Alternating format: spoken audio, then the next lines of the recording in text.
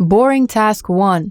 Organize your project by properly naming your tracks so you don't have to guess where everything is. Color coding also helps to visually group similar tracks. You could group drums, vocals, guitars, and so on. Or you can actually group them by creating folders. That way you can collapse the ones you're not working on. Task 2. Clean up your recordings to get rid of any unwanted sounds. You can do this manually or by using a gate. That's a plugin that stops any sound below your threshold from coming through. And if it's needed, you can also use a noise reduction plugin. With any of these methods, if you're doing vocals, pay attention to the breaths so they don't get cut off unnaturally.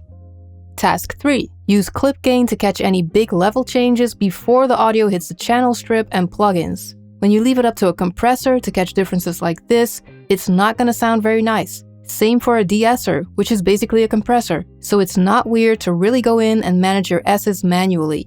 Task 4. Render your MIDI to audio. This way you don't rely on MIDI notes getting triggered at any point. You can very clearly see the tail of the audio.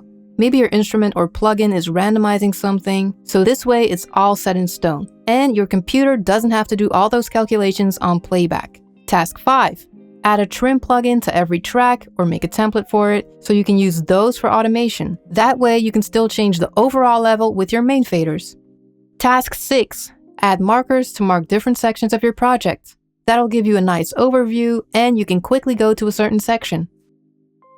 So I hope that helped. If it did, please like the video, subscribe, and have fun making music.